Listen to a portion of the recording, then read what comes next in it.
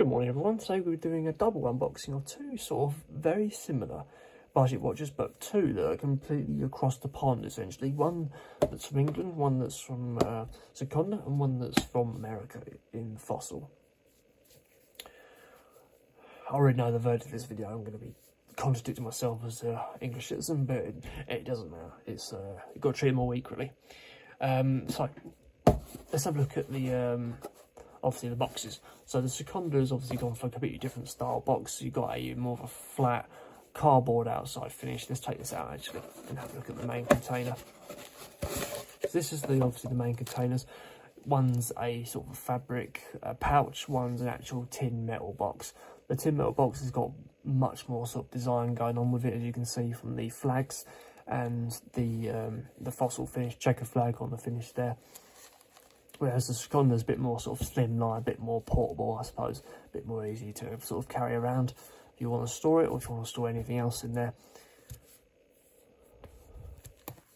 Nice button down finish, whereas obviously the box has gone for a lid that's basically packer punched, because whenever you open a Fossil box, the manual drops out at you. So let's move that over to one side. So obviously the Fossil watch is a bit more presented well, but then this one's not presented at all.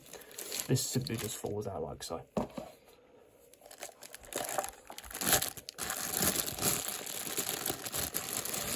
that out.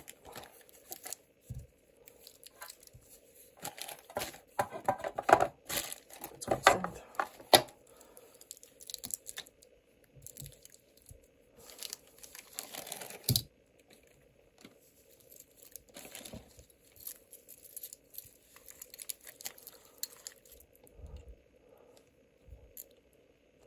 On the left hand side, we've got the Sekonda Classic Circuit 43mm. On the right hand side, we've got the Fossil Briggs Chronograph 42mm. So in terms of obviously the face value, they're both, the one's a little bit, obviously the Sekonda is a little bit smaller. Did I say 43? Yeah, 43mm, but the Fossil's much bigger. I would say 42mm. What spec said that? Yeah, this is more like 47. Yeah, I think 47. Yeah, sorry about that, guys. Not 42, 47. That's the spec. I need to report that spec. That's wrong. It's only when I see these face value that they're obviously much different. So one's the Sekonda retails at £75, whereas the Fossil's just a little bit more, which is 85 grams. 85 grams. Sorry, 85 pounds. Speaking of grams, the Sekonda weighs probably 25-50 grams, whereas the Fossil probably weighs 150 grams, so this one feels a lot heavier to hold, and both use a quartz movement. I couldn't tell you the specs. I tried to find out, and I haven't got sort of very far. So coming down to the actual dials, they're both obviously very similar in colour. The Fossil is a bit more sort of blue, and the Sekonda is a bit more navy. In terms of the chronograph and 24-hour readout, the 24-hour readout on the other one's a bit more, stands out a bit more, whereas the other one's got a bit more sort of matte stainless steel finish. I think it looks better with the white. They both have a fully luminous hands in stainless steel detailing. The Fossil increments are a bit more sort of pointed towards the middle, whereas the Sekonda have got a bit more sort of followed on for the Daytona finish. They're both housed in a stainless steel casing. The Sekonda offers 50-metre water resistance, whereas the Fossil offers 100-metre water resistance, so you get twice as much. And then the shake test, you can hear this one.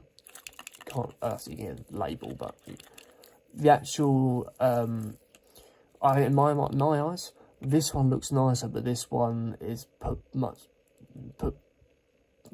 together much better. The weight's better, the look isn't as good, but the actual weight's better, and the overall feel of the day-to-day watch feels better. So yeah, coming up to the let's have a look at the actual individual chronographs.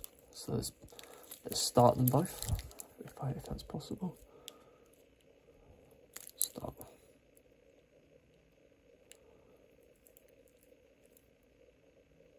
Yeah, the Sekonda needs a bit more sort of a push, whereas this one you get a decent amount of feedback on the actual chronograph when you're turning that around. This might be a little bit hard to see, but the chronograph on the Sekonda is on that mid sub dial there. The same for this one. Let's pause them both and reset.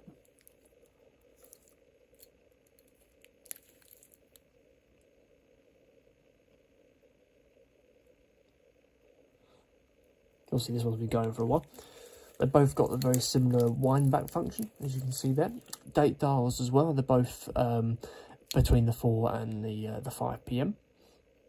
The Sekonda one's still going. Obviously this one is just a little bit bigger because with the bigger watch. Coming to the casing, one's got a polished finish on the actual casing, so it looks a bit more shinier, whereas this one's a bit more sort of professional looking with the brush finish. And the same with the brush finish on the actual chronograph and crown. Having a look at the crowns. Crown on the Fossil feels a nice contemporary, feels good to move those hands around. The crown on the Sekonda feels very similar, just feels a little bit crunchy when you're putting it out to the first position. So coming down to the straps.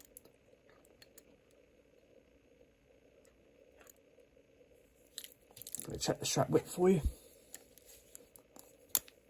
Play it right the first time.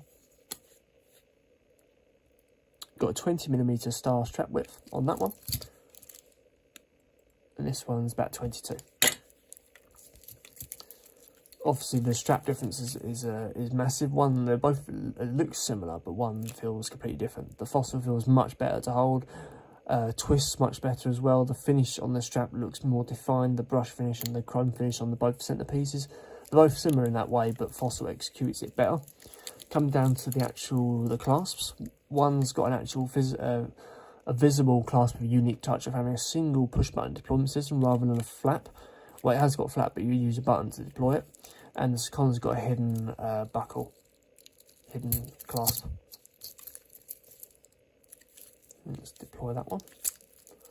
The Fossil has got a few more markings inside. They just shows a bit more sort of element of quality inside the actual strap. Coming down to the actual the back plates, both got mirror finish back plates on the back there, as you can see. One's screw down, one's a simple plate that's just been slotted on.